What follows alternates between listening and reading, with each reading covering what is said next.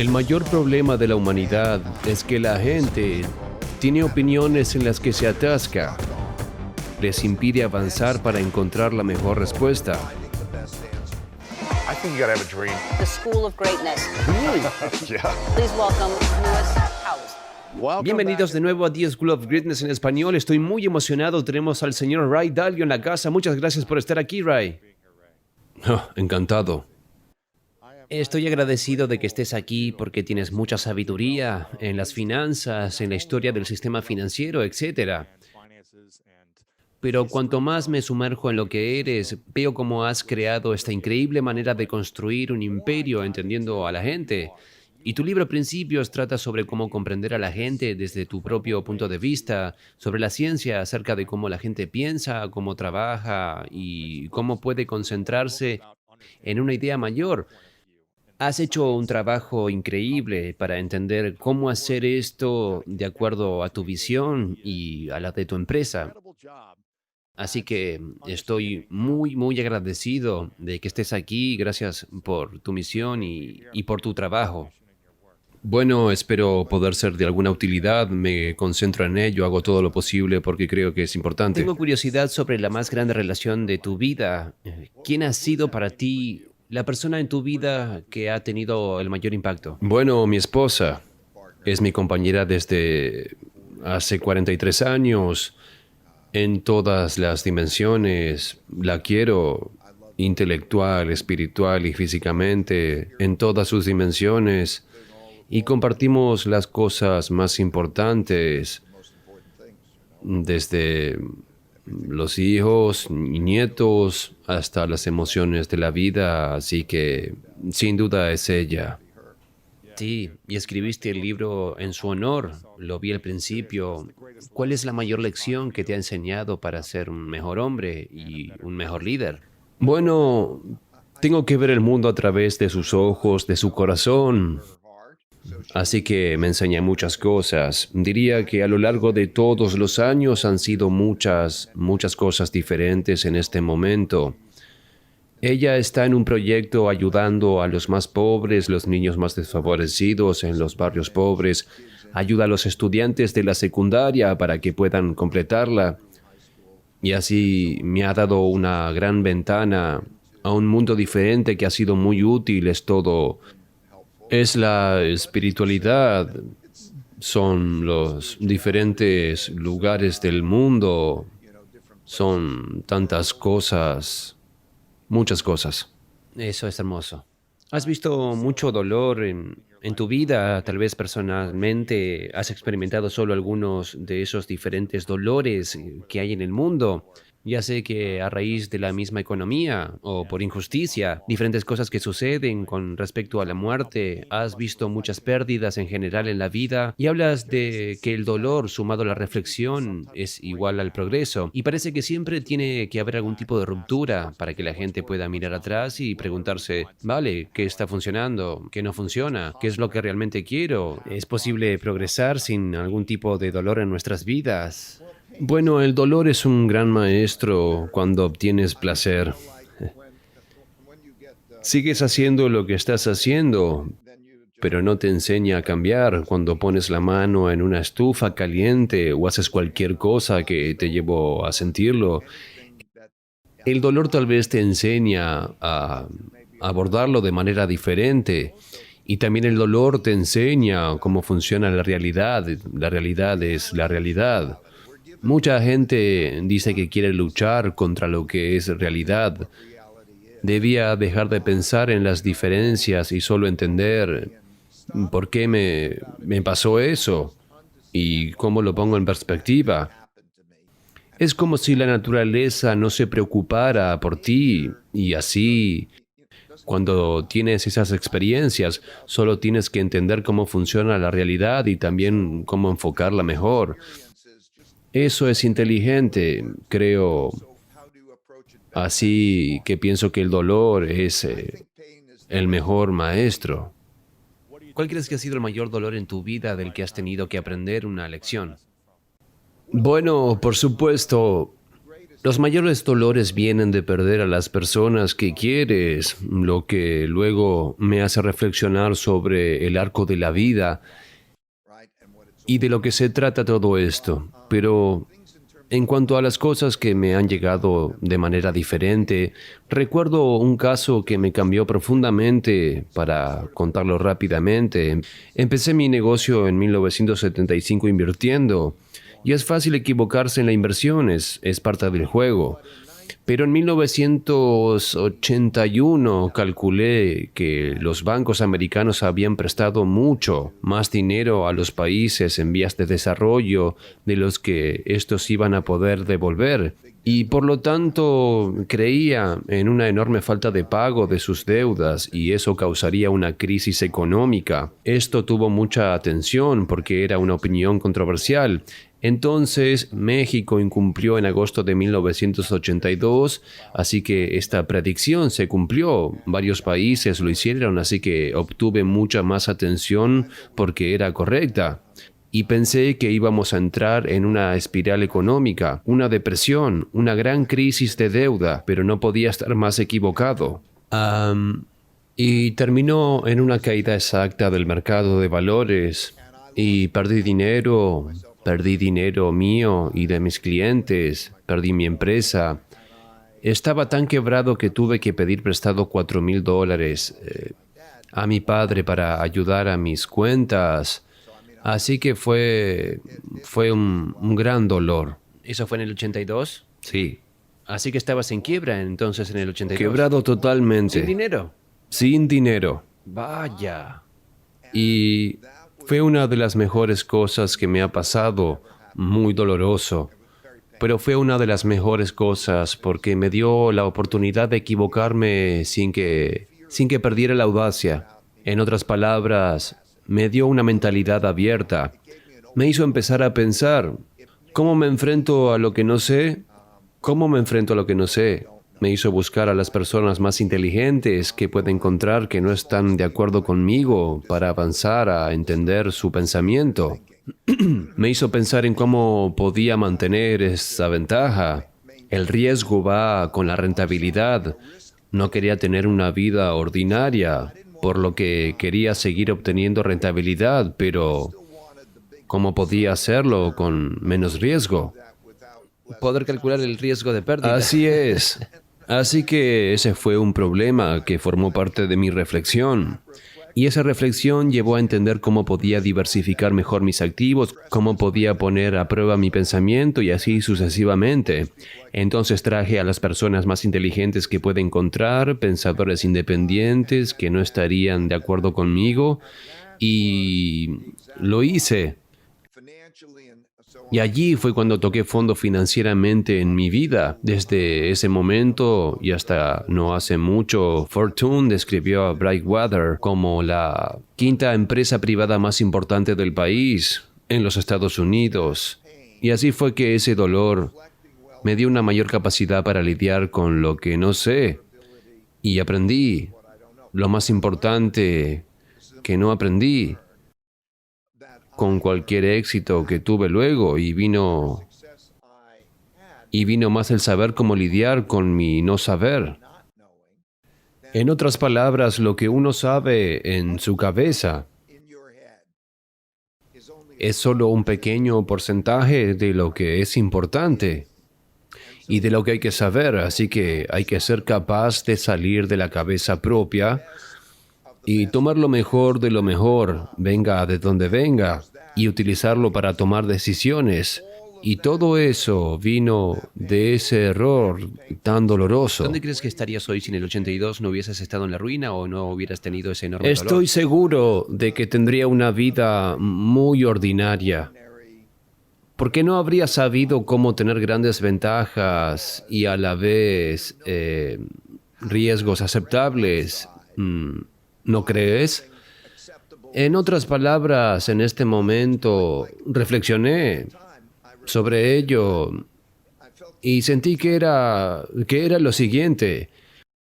Estaba en un lado de la selva y luego en este otro lado. Para imaginar que podría tener un gran éxito, debes cruzar por la selva con vida para llegar al otro lado. Pero en la selva hay todo tipo de cosas terribles que podrían matarte. Tienes una opción, puedes tener una vida ordinaria o intentar cruzar la selva. Ahora, bien, cada uno de nosotros lo abordaría de manera diferente. Para mí, tenía que tener la mejor vida que pudiera tener y también me gusta la aventura. Entonces, ¿cómo cruzaría esa jungla? Y lo que aprendí fue que la mejor manera de hacerlo sería con un equipo de personas que me importaran, que se ocuparan por mí, que podrían ver cosas que yo no podía ver y yo podía ver cosas que ellos no podían ver y así podían ser eficaces juntos. Y eso es lo que hice.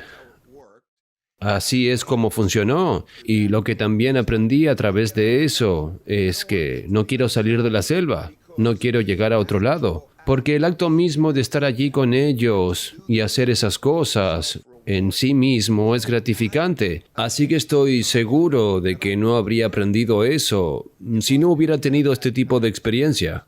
Así que hoy sigues en la selva. Sí, estoy en mi selva, pero mi selva, bueno, la jungla de todos es un arco vital.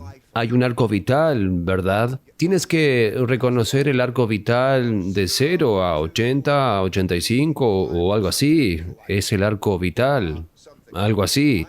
Tengo 71 años, sé dónde estoy en este viaje, ¿de acuerdo? Es importante saber dónde estás en tu viaje y luego cuando empiezas a pensar en eso dices, ¿dónde estaré en 10 años? Voy a ser una persona diferente en 10 años. ¿Dónde estará la gente que quiero?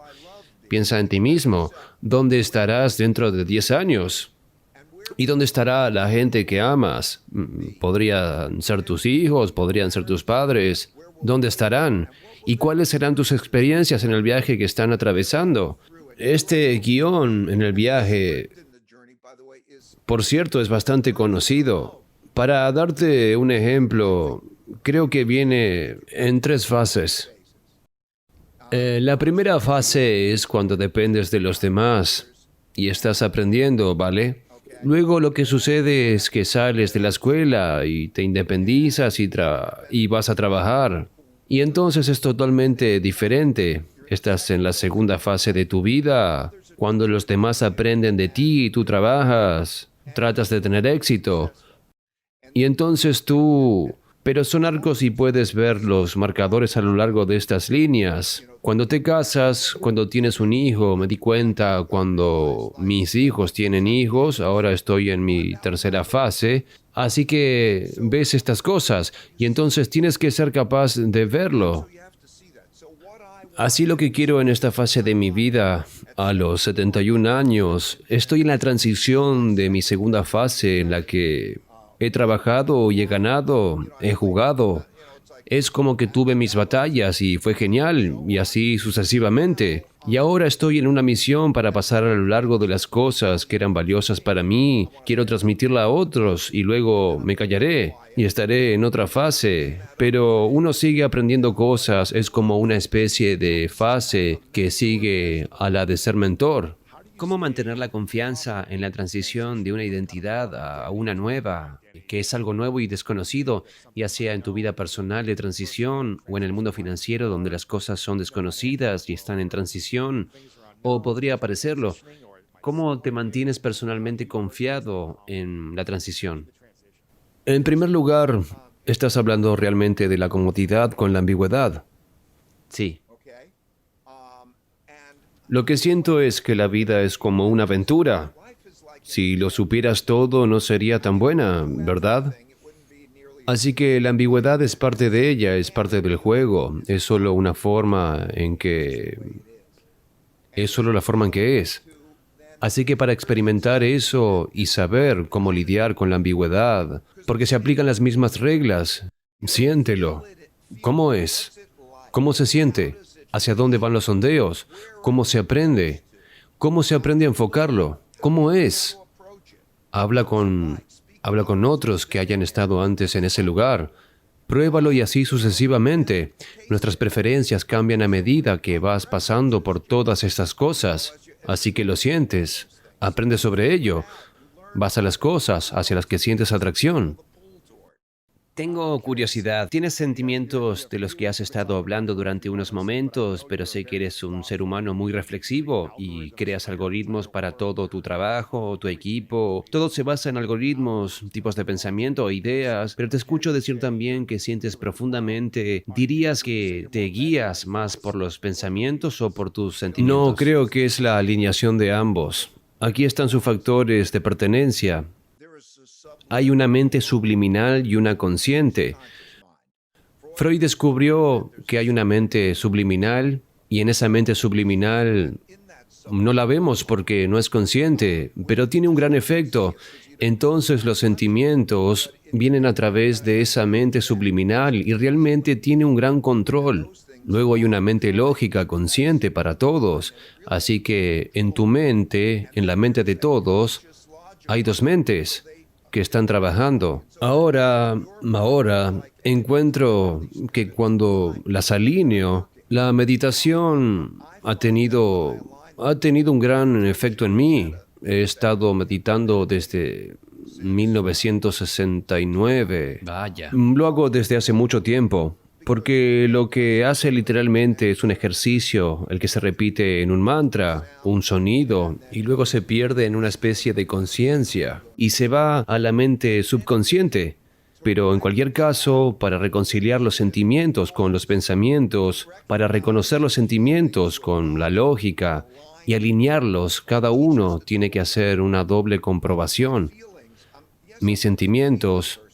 Sí, soy una persona con muchos sentimientos. Lo más importante en la vida para mí es, ¿qué? La inspiración, el amor. ¿De qué se trata? ¿Para qué lo haces? Pero al mismo tiempo ser capaz de seguir su lógica y expresarlo en algoritmos, en algo bueno. Así que cuando están alineados, es una especie de doble control y funciona en ambos niveles. Creo que eso es lo más importante. Cuando dudas de una decisión o tal vez de un momento de tu vida personal o de negocios, no importa. Cuando tienes dudas sobre algo, ¿cuál es tu mantra personal para volver a un lugar centrado y alineado donde puedas tomar mejores decisiones? Bueno, sobre las dudas, la pregunta es siempre, ¿cuán grande es el problema? Y las pequeñas dudas no son nada del otro mundo, decisiones de mi vida o muerte. Este tipo de cosas, esas son las grandes preguntas. Y de lo que me di cuenta en esas es de dudar como parte de ese proceso. Solo puedes estar tan seguro una cierta cantidad de veces como llegas a la mejor triangulación. En otras palabras, tomar de las personas más inteligentes y sus propios pensamientos y así sucesivamente. De modo que estás intentando entender cómo funciona la realidad y luego tratas de asegurarte de que ninguna de tus decisiones sean las que te expulsan fuera del juego. En otras palabras, tengo una expresión para la gente que trabaja para mí. Puedes rayar el coche, pero no puedes destrozarlo. Así que date cuenta, no lo ganas todo. Haces tus mejores apuestas, pero no tienes la única. Tienes que eliminar a los peces gordos, porque tienes bastantes y lo más probable es que uno de ellos te vaya a pillar. Así que lo enfoco bastante así. Tratar de hacer diversificación, de no tener ningún pez gordo encima, eliminar todos los que son inaceptables y luego ir por el lado positivo y la duda. Pero estoy acostumbrado a dudar, dudo, hay de todo. Cada vez que colocas valores en los mercados, por ejemplo, nunca estoy seguro, así que la duda es parte de ella. Pero no te pongas en una posición inaceptable. Donde se va a la quiebra. Pero que te golpees un poco está bien. Sí. De acuerdo, ¿verdad? entonces, ¿cómo se tiene confianza cuando uno se duda de uno mismo y se dice, creo que esto va a ir bien, basándome en todos los cálculos, las pruebas históricas y los sentimientos? ¿Cómo logras la confianza para apostar por algo? Hago suficientes apuestas para que ninguna de ellas, verás, No permitiré que me gane alguien para ir luego y excusarme diciendo que solo quiero hacer apuestas con las que me sienta bien y las hago a prueba de estrés. Mis apuestas implican a otras personas para evitar el estrés. Imagina que estás jugando una partida de ajedrez. Bien, tal vez sea un maestro de ajedrez, pero aún así tienes que hacer un movimiento. Entonces, ¿cuál es el mejor que puedes hacer? Ahora, imagina que pudieras preguntar a los mejores maestros de ajedrez del mundo qué hacer y pensar en los pros y los contra y tomar una decisión y que no dependa solo de ti. De eso se trata. Mencionaste un equipo que te acompaña en la selva y te apoya, ya sea en calidad de mentores o contratados. ¿Cómo has aprendido a reunir a este gran equipo en el que sabes que estarán de acuerdo contigo? Suena que tienen diferentes pensamientos y son libres de estar en desacuerdo contigo en ciertas cosas. ¿Cómo sabes cuando el desacuerdo se vuelve tóxico? ¿Cuándo puedes decir, vale, necesito este pensamiento en desacuerdo? O bien entender cuando se convierte en tóxico y realmente necesitas dejar a ir a esa persona en la vida o en tu equipo. Bueno, es muy interesante tu pregunta sobre el desacuerdo tóxico. Eso es lo primero que la gente ve. De alguna manera piensan que el desacuerdo es tóxico. Y supuestamente es porque la parte de nuestro cerebro, la amígdala, es la que lucha, huye o toma el desacuerdo como el equivalente a una lucha. Y se desencadena de esa manera. Ahora, en cambio, imagina que solo es una curiosidad. Lo veo como una curiosidad. Puedo saber si alguien quiere estar en desacuerdo conmigo o si voy a estar en desacuerdo con ellos porque quiero herirlos. Es algo diferente. Si quieres hacerles daño, vale, entonces es diferente. Pero el desacuerdo debe ser algo como que provoque la curiosidad y demás y respeto mutuo. ¿Cómo podría llevarme bien contigo si no podría estar en desacuerdo? ¿Cuántas veces vas a estar en desacuerdo? Porque puede ser que quieras decir otra cosa, entonces es el comienzo para tratar de encontrar el camino correcto. Así que un buen compañero va a estar en desacuerdo contigo y tienes que superarlo. Y el hecho de que estés haciendo esa pregunta de la forma en que lo haces, y normalmente todo el mundo lo haría, refleja que existe un rechazo contra el desacuerdo para que se convierta en algo malo, como si fuera una pelea desagradable en lugar de solo un desacuerdo que necesita ser resuelto. ¿Y cómo has aprendido a disociar un posible ataque personal contra tus ideas o a tu posición sobre una postura de lo que sea entre alguien que te ataca personalmente o es solo profesional? ¿Cómo has aprendido a diferenciar y qué consejos tendrías para otros? En primer lugar, he aprendido con ello porque funciona. Tengo miedo de lo contrario. ¿Y cómo puedo tener ayuda a mi toma de decisiones? Ayuda a nuestras relaciones. ¿Qué vamos a hacer? ¿Callarme las diferencias y callar el resto? Eso es inteligente.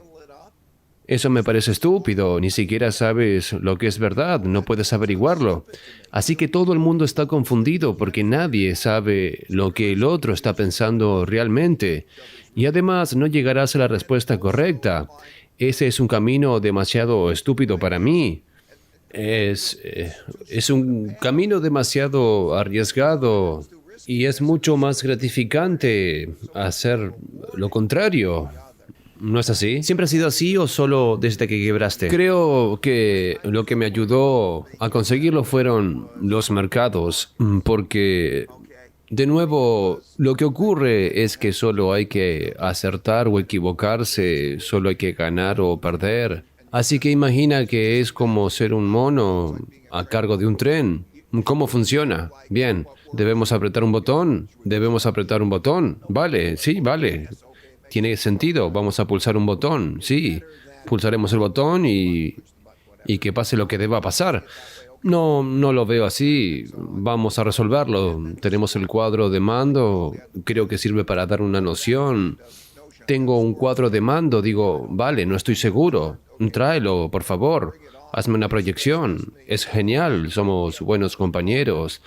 hasta cierto punto jugó un buen papel en mi tipo de experiencias. Tal vez si todo el mundo tuviera un cuadro de mando para tomar todas sus decisiones y luego fueran capaces de experimentar lo esencial, lo intentarán de una manera, luego de otra y empezarán a ver lo que es mejor. Te castigan de una manera, te recompensan de otra, naturalmente quieres ir en la dirección que te recompensa. Sí, es cierto, así que dejas de pensar, vale, mi manera es la manera, empiezas a basarte en los datos y en los resultados de cuadros de mando. De hecho, es tan estúpido como decir mi camino es el camino. Solo quiero tomar la mejor decisión posible. No me importa de dónde venga. Sí, pero en un momento de tu vida, durante un periodo de tiempo, ¿te comprometiste con tu forma de pensar creyendo que tenías las respuestas? Bueno, creo que antes de ese incidente en 1982, creía que tenía razón y que era un tipo inteligente y todo lo demás.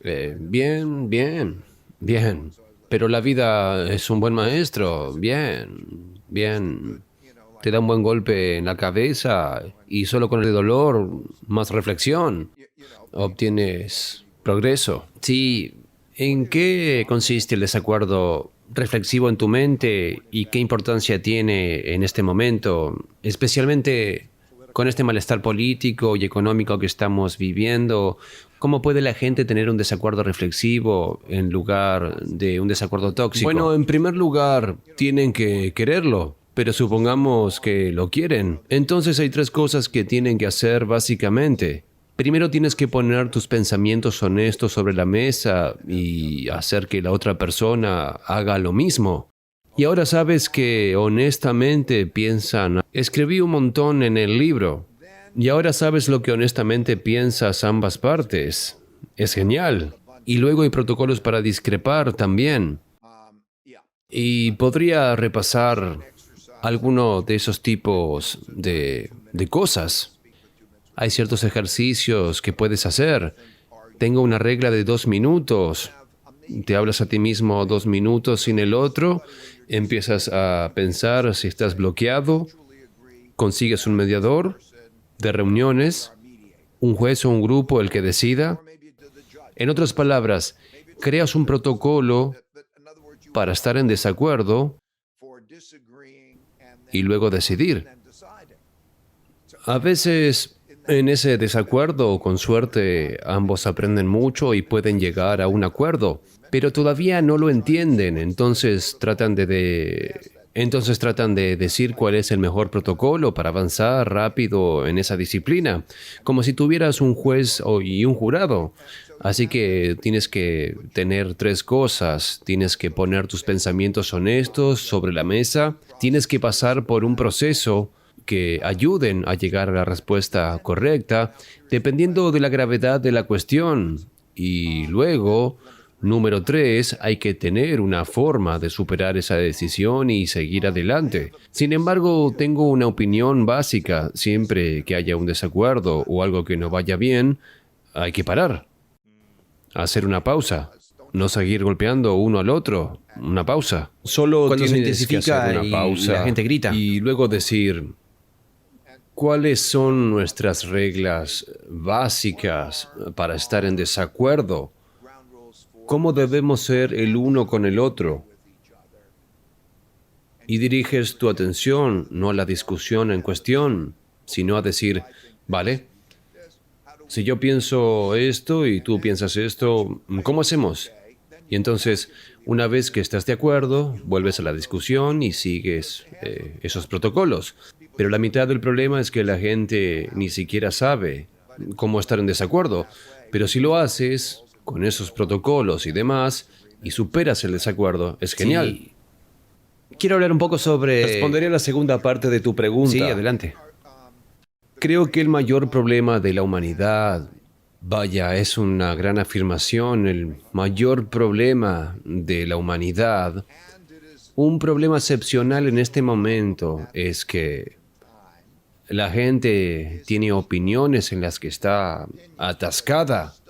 Dicen, tengo que tener mi opinión y eso es correcto y está. Y eso les impide resolverlo, avanzar para encontrar la mejor respuesta comprometida. Con la verdad, todo el mundo discute por todo Y es casi como si se mataran unos a otros. Y estamos en una sociedad. Tengo otro principio, es que cuando las causas que apoyas son más importantes para ti y para otros que el sistema está en peligro. Entonces, ¿vas a incluir a luchar por ellas? Así que aquí estamos mientras pasamos. ¿Vamos a pelearnos o vamos a tener protocolos para tener desacuerdos reflexivos y superarlos? Por eso me encantan tus principios y tus protocolos. En tu opinión, ¿cómo han sido estos 2 últimos años en la historia de la inversión? En la historia de los últimos 40, 50 años. ¿Este es un momento realmente malo en tu vida? ¿O se trata de otra mala época, pero no peor que las anteriores? ¿Quieres decir en el mundo? En el mundo. Sí. Hay 3 cosas que están pasando ahora, las más importantes que están pasando a grandes extremos y no hay existido desde el periodo de 1930 a 1945. Y es importante conocerlas y entenderlas bien. La primera es lo que está sucediendo con el dinero y el crédito. Cuando se llega a algo como las tasas de interés cero y se necesita poder de compra, el gobierno necesita poder de compra, pero no puede gravarla. Así que lo que tenemos es la producción de una gran cantidad de deuda sobre la que el Banco Central imprime dinero y compra esa deuda para gastar. Y la última vez que sucedió en los últimos años fue a partir de 2008, con las tasas de intereses a cero y no podían bajar más. Así que tuvieron que imprimir mucha deuda y el gobierno entró y la compró. Y estamos llegando al final del ciclo de la deuda. Así que esto es importante, porque ¿de dónde viene el dinero? ¿Y quién recibirá qué? Ahora el gobierno determinará y luego imprimirá y devaluará el dinero y la forma en que éste fluye. Un gran tema es el número 1. El segundo es la riqueza y las brechas políticas que están causando grandes conflictos a lo largo de la historia. Siempre ha habido 2 cosas principales por las que siempre se ha luchado en el mundo: dinero y poder, en particular el poder político. Así que tenemos una situación por la que se tiene gran brecha de riqueza y una recesión económica. Si se genera mucha deuda al tiempo, se obtiene una pelea. Esto ha sido así a través de la historia. Y se refleja en la brecha política. Así que la brecha política es la clásica brecha izquierda, derecha, capitalista, socialista. Y entonces, ¿cómo lo distribuyes? ¿Cómo vas a tratar con eso? Eso se convierte en el otro. ¿Cómo se lucha? Así que esta es la segunda de las 2. Esta brecha política de la riqueza es la que está causando el conflicto. Y viene en un momento en que no tenemos mucho dinero, porque no tenemos una buena posición financiera. Estamos imprimiendo y endeudando esas 2 cosas. Todavía estamos pagando la deuda, ¿verdad? Pero con dinero inventado. Es decir, lo que pasó con el COVID fue un ejemplo. Llegó el COVID y un montón de gente y las empresas tuvieron caídas en sus ingresos hasta la ruina. Si los cheques no hubieran salido, habría tenido una revolución. Y así, con esos cheques, se salva todo. Pero no es que el gobierno tuviera dinero de verdad. Imprimieron más dinero para dárselo a la gente. Generaron más deuda y luego el gobierno y la Reserva Federal la imprimieron y los cheques salieron, lo que disminuyó el valor del dinero y así cambiaron las cosas. Y la tercera cosa es que el ascenso de una gran potencia para desafiar la otra gran potencia existe. Es el ascenso de China para desafiar a los Estados Unidos en toda la historia. Hay órdenes mundiales, lo que significa que son la potencia dominante. Es como una naturaleza casi el gran tazón o algo así. Está la potencia dominante. Y entonces lo que sucede es que en 1945 entramos en el orden mundial americano, los Estados Unidos ganaron la guerra y se terminó. Y entonces, en 1945, los ganadores de la guerra se repartieron el mundo. Teníamos el 80% de lo que se consideraba dinero en ese momento, el oro, el 80% de dinero del mundo. Esencialmente representaban la mitad de la economía mundial y las reglas se establecieron en los Estados Unidos. Básicamente, por eso las Naciones Unidas están en Nueva York, el Banco Mundial y el FMI en Washington, D.C., porque comenzamos el siglo americano. Y ahora estamos en un momento en que nunca hemos tenido otra potencia que nos desafíe de la misma manera que la Unión Soviética, pero siempre fueron una fracción del tamaño económico, porque lo que no podían competir sobre esa misma base. Tenían armas nucleares, pero no tenían el poder económico, etc. Pero ahora nos enfrentamos a la llegada de China como potencia. Por cierto, he pasado mucho tiempo en China durante los últimos 36 años y admiro cómo están haciendo muchas cosas. Sé que es controvertido decir eso, pero en términos de que son una potencia. ¡Wow! Una gran potencia. Desde que empecé a ir allí, sus ingresos medios se han multiplicado casi por 30. Así que son una potencia comparable y además están creciendo más rápido. Y eso tiene un efecto. Así que estas tres cosas son cosas que nunca habían ocurrido en mi vida, pero sí en la historia, lo que me llevó a hacer los estudios de lo que ocurrió en la historia y las lecciones que podría obtener de eso. Hay tres cosas: el dinero y el crédito, la riqueza y las brechas políticas y el ascenso de China. ¿Qué hace que alguien como yo o alguien de 30, 40, 45 años, de 20 años, qué debe hacer con esa información? ¿Qué debe tener en cuenta? ¿Cómo debería aplicarla? ¿Se aplica a la gente de América o solo se aplica a los ricos? ¿Qué deberíamos pensar? No afecta a todo el mundo, lo sabemos. Empecemos por nosotros mismos. Lo más importante es olvidarnos de lo de afuera. ¿Podemos estar sanos y fuertes? ¿Y qué tenemos que hacer para saber que hay que estar juntos en esto? Si podemos remar en la misma dirección, si podemos tener desacuerdos reflexivos y superarlos, si podemos estar juntos en esto, ricos y pobres, y si lo resolvemos, sé que suena muy difícil, pero al mismo tiempo, si lees la historia y ves lo que pasa cuando no es así, cuando tienes una guerra civil, podríamos estar al borde de una guerra civil.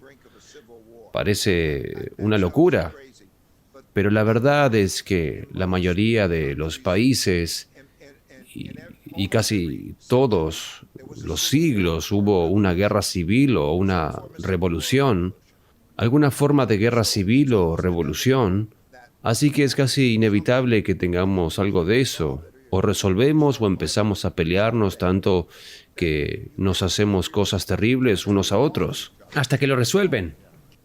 Bueno, una vez que cruzas cierta línea, no hay vuelta atrás, porque haces daño, demonizas a esa persona como enemigo, a tal punto que la comunicación se ha ido y solo queda la lucha.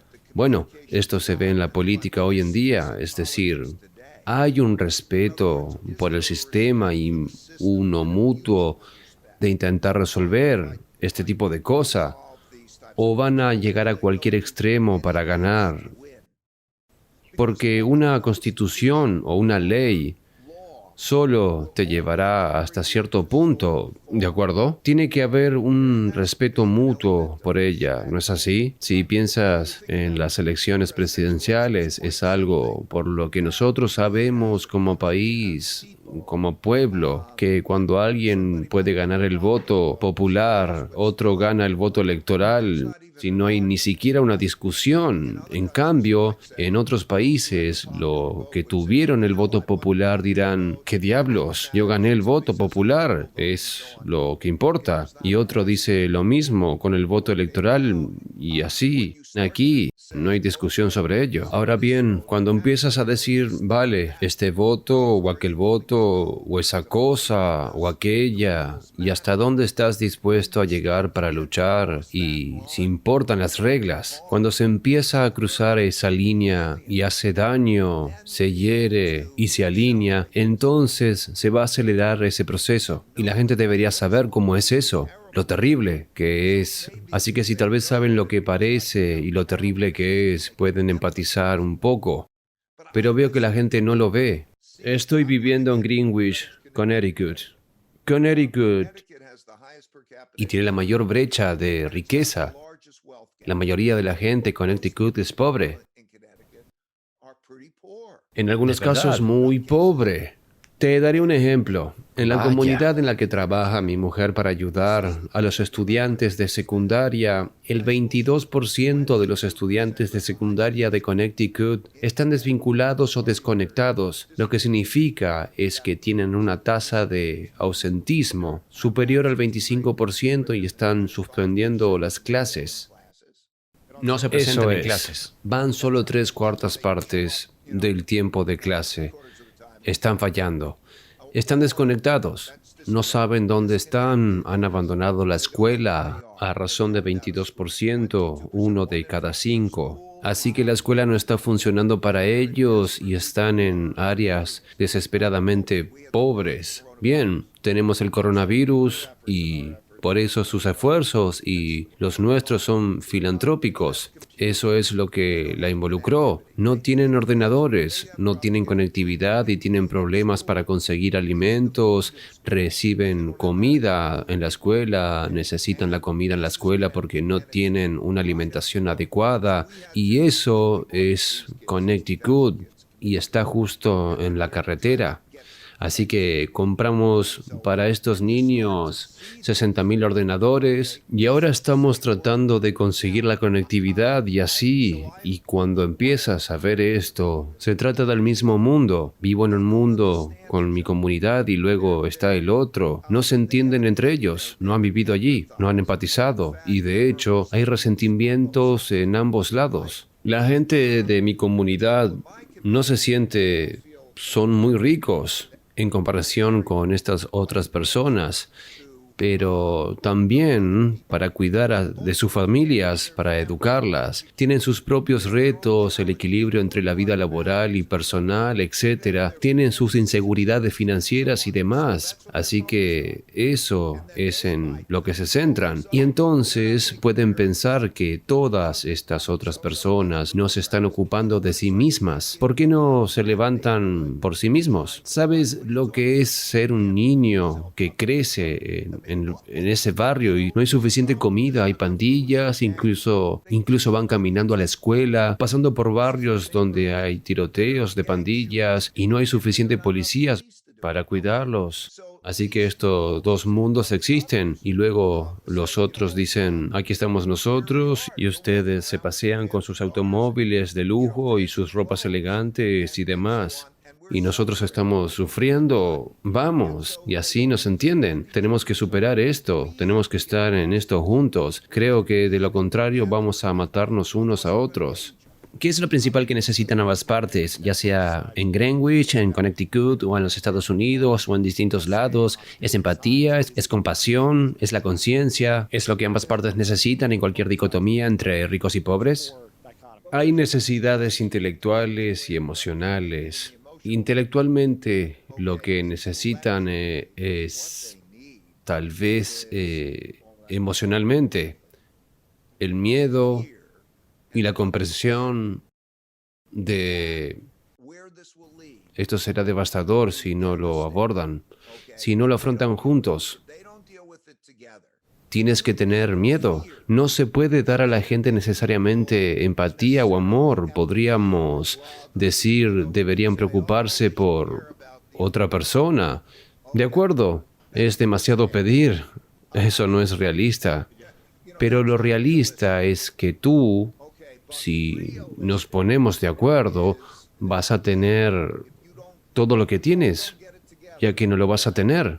Y de repente las cosas que son las más básicas en términos de cuidado, y entonces empiezas a darte cuenta de que realmente es productivo.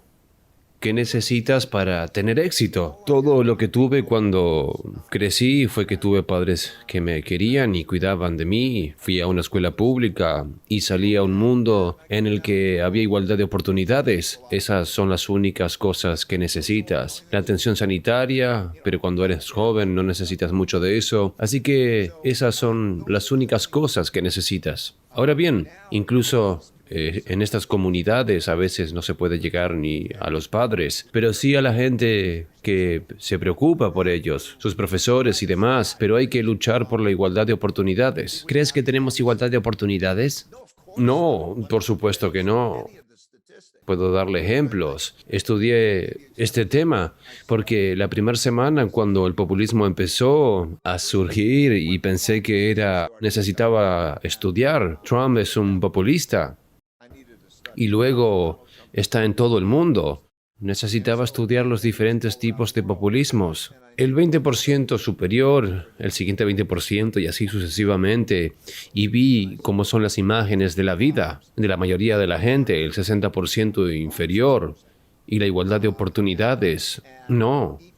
Pongamos en perspectiva que el 40% superior gasta de media en la educación de sus hijos 5 veces más dinero que los del 60% inferior.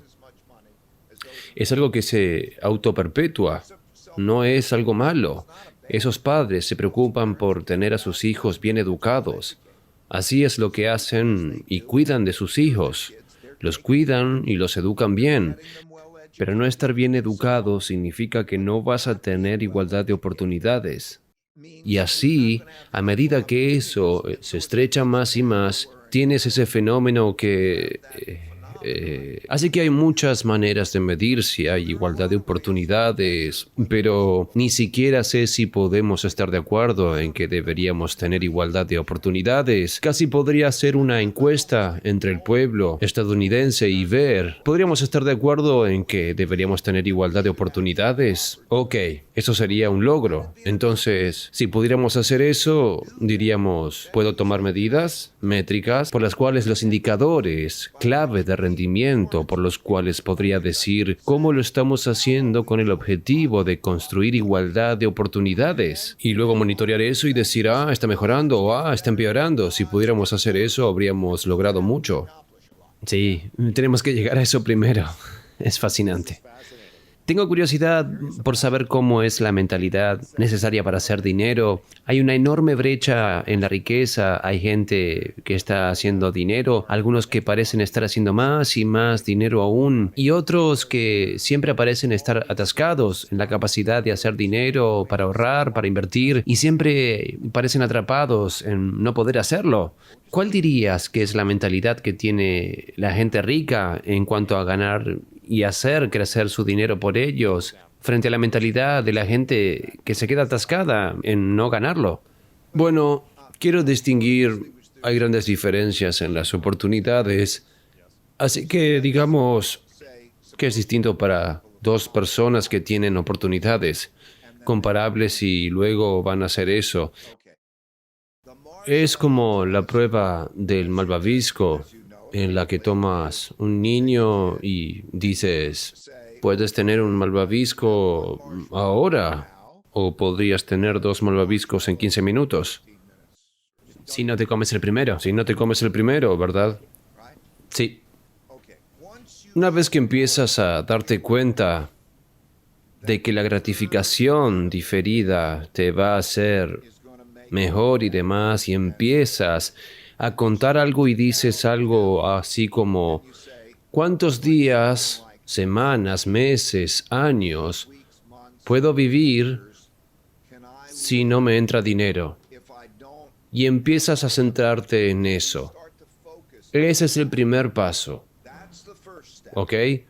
Como la prueba del malvavisco. Así que si quieres ahorrar, tienes que empezar por ahí. Entonces, si haces eso, necesariamente vas a ahorrar. ¿En qué? Y entonces empezarás a exponerte a cómo las cosas son diferentes. Entonces empiezas a preocuparte por tener unos de estos y unos de aquellos y empiezas a experimentar. Y entonces empiezas a aprender. Y básicamente eso es lo que hace la diferencia. Eso es, en primer lugar, tener la capacidad de tener una gratificación retrasada y luego, obviamente, sumergirse en la investigación y las pruebas y probar cosas diferentes. Pero cuanto más puedes decir que no quieres algo ahora para que sea mayor después, es donde está la clave esencial. Y lo que haces entonces, cuando se trata del dinero, significa dinero.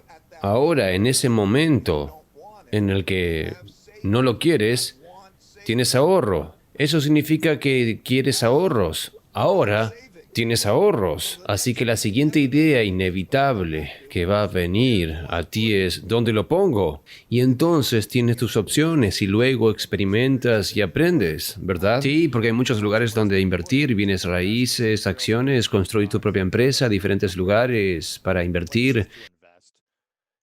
¿Cuáles son los principales lugares en los que la gente debería invertir?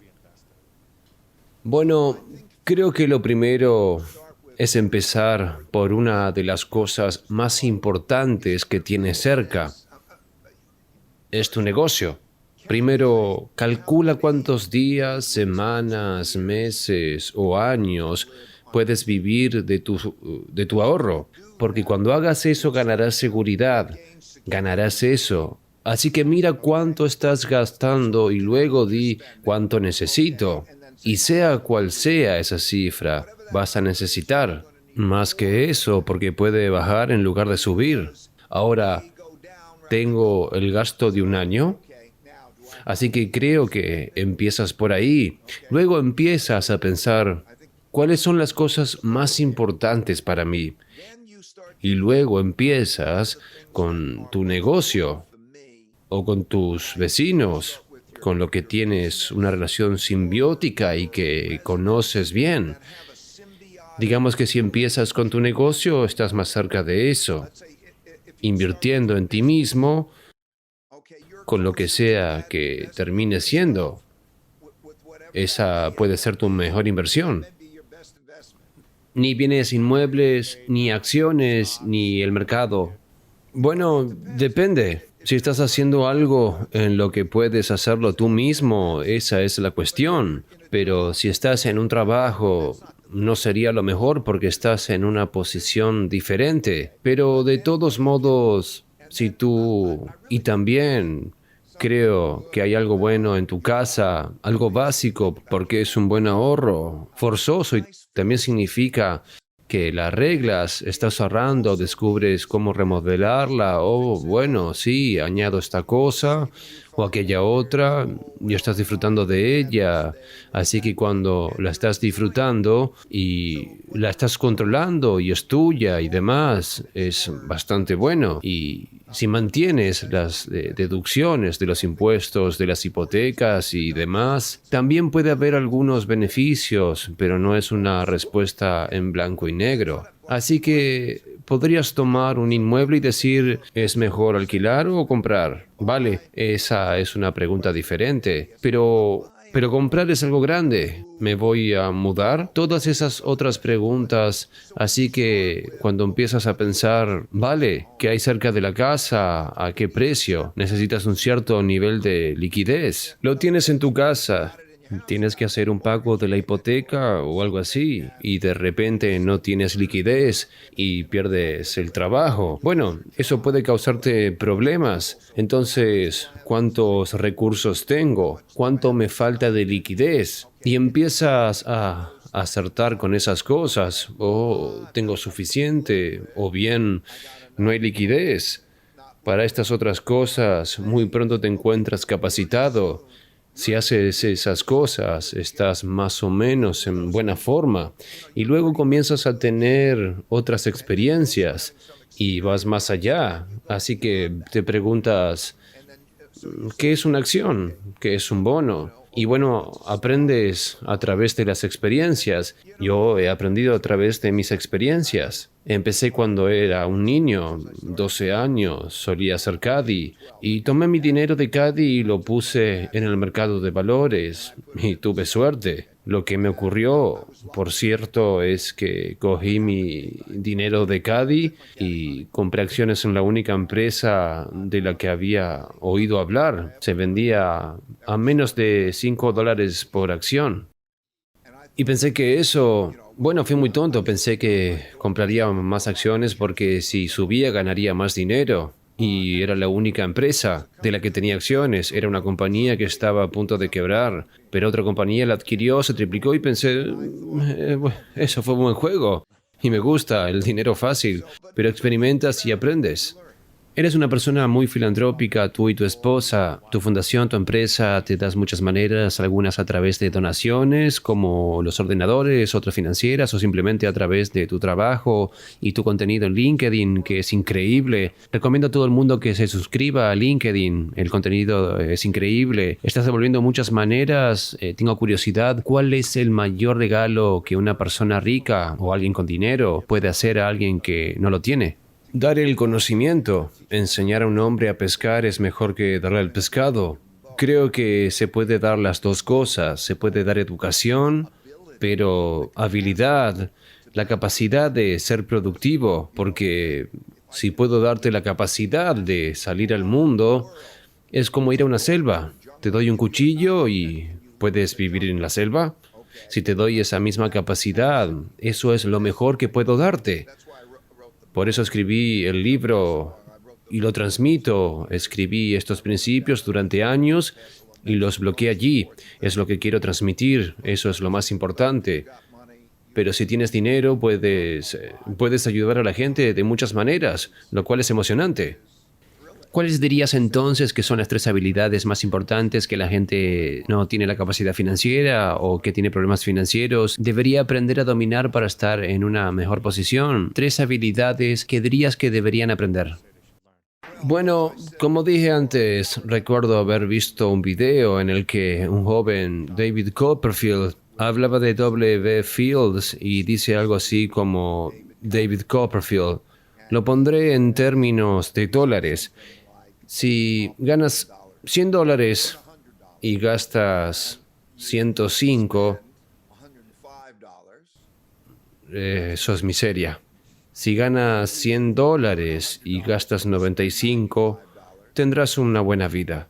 No es exactamente así, pero básicamente conozco a mucha gente que no gana mucho, pero que hace eso mismo, porque si te pones a pensar en lo que te cuesta vivir en términos de, digamos, lo básico, partes de dame una cama para dormir, comida y educación y así sucesivamente.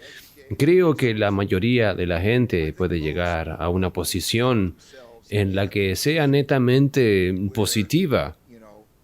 Así es que puede ser netamente positivo y hacer eso es el número 1. La lista debe comenzar por allí. La segunda es, ¿qué haces después en términos de qué necesitas, en qué inviertes?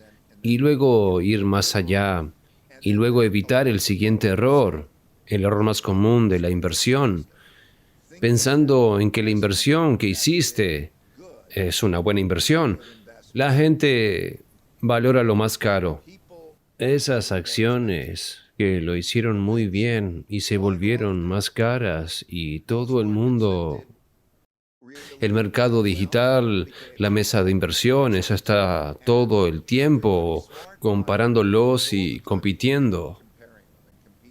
Así que el dinero ingenuo compra lo que fue más candente o lo que es en el momento, pero no hay que olvidar aquellos valores a los que les ha ido muy mal.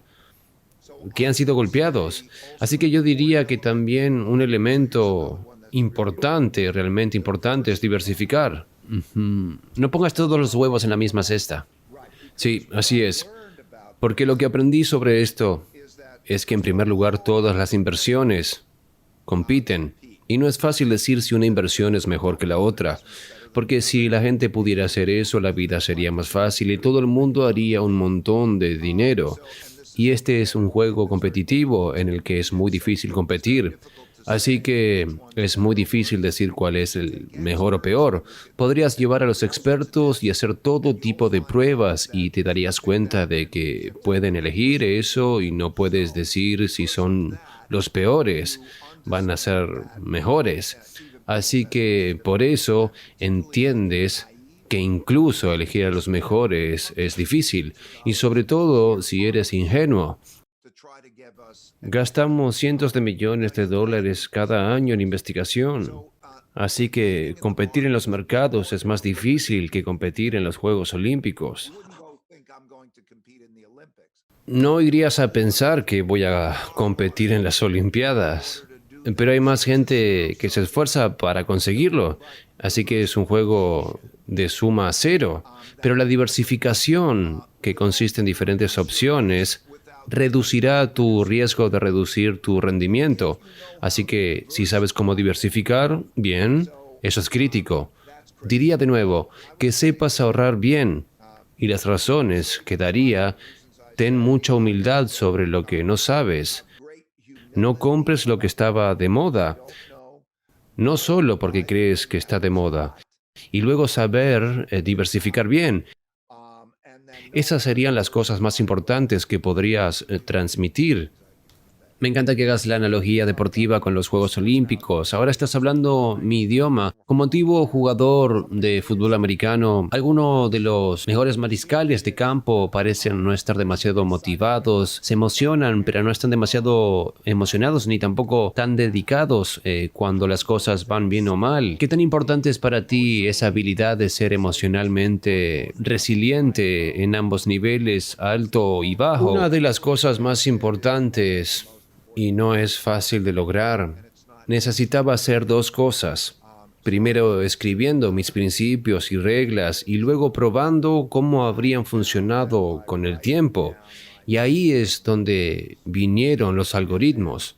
Para que yo pueda jugar con una máquina, clic, clic, clic, clic, ejecutando el plan del juego. No lo hagas porque sé cómo es la experiencia. La experiencia es como si estuvieras luchando con ella, estás perdiendo dinero.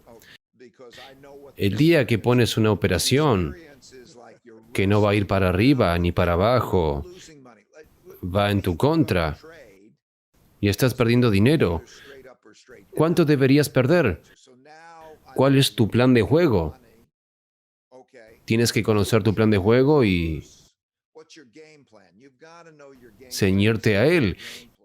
Y no debes permitir que te sacudan. Y sin embargo, las emociones te van a hacer dudar a ti mismo y traerán estrés y todo eso. Así que tienes que ejecutar un plan de juego muy bien pensado.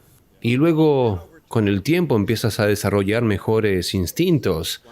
Si estás entusiasmado y estás avanzando, ten miedo. Si estás haciendo algo que te preocupa mucho y nadie más lo está haciendo, puede ser bueno, no te dejes disuadir. Los mercados son muy diferentes a la toma de decisiones por consenso. Es un contraconsenso porque el consenso está incorporado en el precio.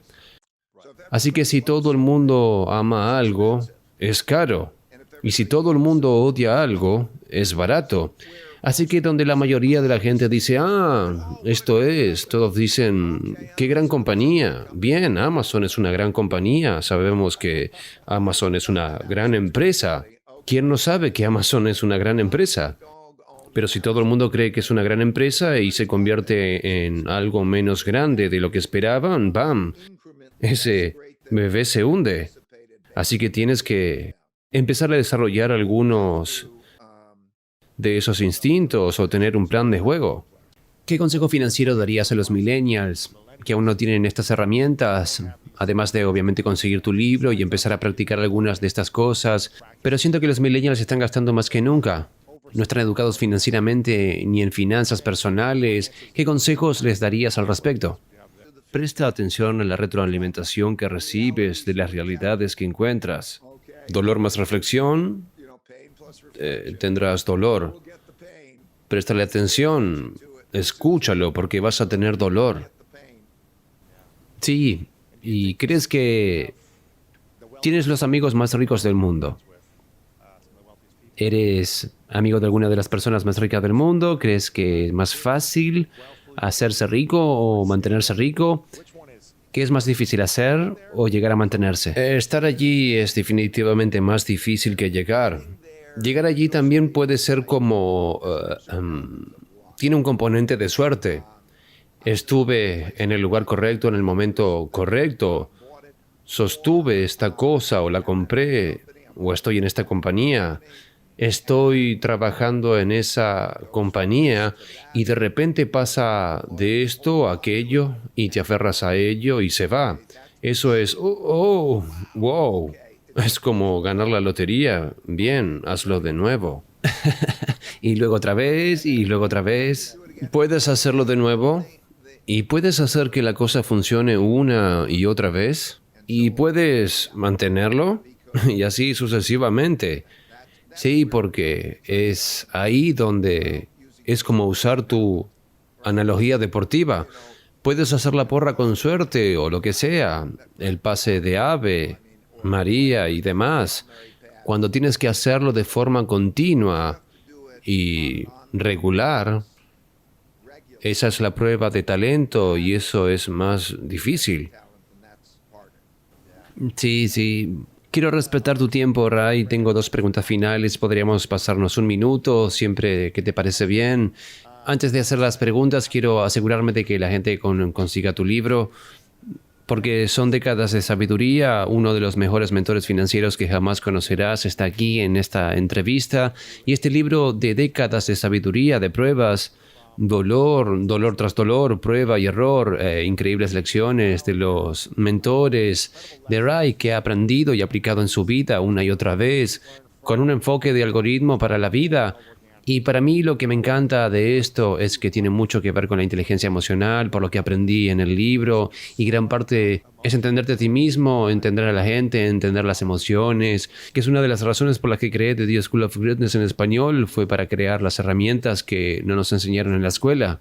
Nos enseñaron a ser emocionalmente resistentes, que es algo que has aprendido a través de cuando pones mucho dinero en algo y lo pierdes. Tienes que aprender a ser emocionalmente resistente. Así que asegúrense de conseguir este libro. También sigan a Ray en LinkedIn. Sus publicaciones en LinkedIn son increíbles. Hay para darse un atracón de información del libro allí. Así que vayan a seguirlo a Ray Dalio allí en LinkedIn, Twitter, Instagram, Facebook, también todo Ray Dalio y Principles.com tiene un increíble contenido e información allí, así que si quieres una mayor tutoría de Ray, entonces tienes la información. Solo tienes que tomar acción en ella. También tienes no sé si quieres hablar del test de personalidad, pero esto saldrá en unos meses. De eso. Esta es una prueba que tomé y has estado desarrollando durante años, científicos de comportamiento e investigación sobre cómo entender a la gente que estás contratando, o con la que trabajas, o la gente de tu familia en tu vida, o a ti mismo. Así que sabes qué medidas debes tomar o crear en tu vida, lo que eres bueno y cosas por el estilo. Toma esta prueba poderosa. He tomado muchas pruebas de personalidad, pero esta es probablemente una de las mejores y más precisas que va a salir pronto. Así que pueden entrar en tu lista de boletines o que deberían... Por cierto, todo será gratis. Increíble. Pero, sí, si vas a... Visita Principles.com. Verás información allí. Si sigues a Ray en cualquier parte de las redes sociales, estoy seguro de que cuando salga estarás hablando de ello. Lo publicarán en línea, en su boletín de noticias. Así que asegúrense de suscribirse a eso porque este test te ayudará a entender mejor, a tomar mejores decisiones en tu vida. Y también a la gente que te rodea. Yo no sabía que iba a ser gratis, así que es increíble. Debería salir aquí en unos meses. Asegúrense de ir a Principles.com para comprobarlo y tener acceso a él cuando salga. 2 preguntas finales para ti. Número 1. Esta es una pregunta pregunta hipotética que hago a todos los invitados. Al final se llama las tres verdades. Y me gusta que te imagines que logras vivir todo el tiempo que quieras vivir, Ray, pero por la razón que sea, es tu último día en la Tierra y por la razón que sea, hipotéticamente, todo tu contenido, como tu libro, tus medios sociales, esta entrevista, tus videos, tienes que llevarlos contigo al siguiente lugar al que vayas. Así que nadie tiene acceso a tu contenido más o a tus principios, pero tienes que dejar atrás tres cosas que sabes que son verdaderas de todas las lecciones que has aprendido en tu vida. Es lo que me gustaría llamar tus tres verdades que compartirías con el mundo. ¿Cuáles diría que serían esas tres verdades para ti? Supongo que lo relacionaría con lo que decías antes de los principios, que es la vida, es un viaje y una aventura, que es un arco. Tiene un arco vital. Y para saber jugar a eso bien, debes tener principios en los que crees y que relacionas con eso. Debes saber lidiar con lo que no sabes. Es más importante que cualquier otra cosa que sepas. Y creo que lo más importante en la vida es el trabajo con sentido y las relaciones con sentido. Si amas tu trabajo y tienes una pasión que persigues como tú y tienes relaciones significativas, ya sea en este trabajo o más allá de él, no hay nada más rico. No se puede tener una vida mejor. Estas son hermosas verdades. Gracias por compartirlas. Y antes de hacer la última pregunta, me gustaría reconocerte, Ray, por ser un increíble dador en el mundo, porque de alguien que es una de las personas más ricas en el país y en el mundo, has generado mucho, pero estás queriendo dar mucho a cambio ahora. Y realmente te reconozco por eso, por tu servicio. Es un placer. Creo que no voy a hacer nada. Para que le entiendas, si voy a dar una palmadita a cualquiera en la espalda, todos dirán, vale, gracias, y lo que sea. Pero la verdad es que hay un proceso evolutivo detrás. Te cuidas y consigues lo que necesitas, pero luego comienzas a acumular más, y eso se enfrenta a la atención que prestas a tu alrededor y ver lo que necesitan los demás. Y así se produce una evolución natural. Creo que la mayoría de la gente tendrá ese tipo de evolución. Bueno, así que no todo el mundo tiene eso. Hay algunas personas que siguen queriendo centrarse en sí mismas y en su ego. Y el hecho de que no necesiten escribir un libro y compartir todas estas cosas, esto probablemente tomó mucho tiempo y energía. Podrías haber seguido haciendo lo tuyo, pero estás proporcionando esto, estás proporcionando herramientas gratuitas y estás tomando el tiempo para aparecer en entrevistas como esta y compartir tu sabiduría. Bueno, déjame preguntarte por qué estás haciendo tu The School of Greatness en español. Mi misión es servir a la humanidad al más alto nivel y lo hago desde el dolor, si lo pienso bien, porque me sentí muy inseguro desde niño al crecer, sentí que no tenía las herramientas para manejar mi dolor emocional, físico, mental, financiero, y quise aprender por mí mismo entrevistando a los mejores mentores como tú y luego crear una plataforma para compartir la sabiduría de forma gratuita con la gente. Así que para mí es una necesidad egoísta, pero también cómo puedo impactar a la mayor cantidad de gente con mis necesidades personales también. Entonces nos entendemos. Sí. Te entiendo. Es así. Sí. Así que es tu necesidad egoísta la que nos trae tanta alegría. Por eso nos entendemos, ¿verdad? Sí, exactamente. Bueno, te agradezco, te reconozco, Ray, por estar aquí. Mi última pregunta, porque sé que ya me he pasado unos minutos, es ¿cuál es tu definición de grandeza? La grandeza está en la autorrealización. Creo que es bueno actualizarse y contribuir a la evolución. Me encanta. Te agradezco mucho que lo compartas y te agradezco que hayas evolucionado bien a lo largo de los años para poder compartir esta sabiduría con nosotros. Y cuando tengas tu próximo libro en el futuro, espero que podamos tenerte de vuelta y compartir algo más de gran sabiduría con nuestra audiencia. Así lo espero y agradezco que hagas esto. Gracias por tu tiempo y toda tu inspiración, lo aprecio mucho. Es un placer. Muchas gracias por ver este video y si estás buscando algo más grande en tu vida, entonces echa un vistazo en el siguiente video por aquí mismo. Probablemente vamos a tener una depresión y no vamos a salir de esta. Así es. Y el tema es, ¿esto es bueno o malo para ti? La última crisis fue en 2008 y gané más dinero en 2008 que en toda mi vida.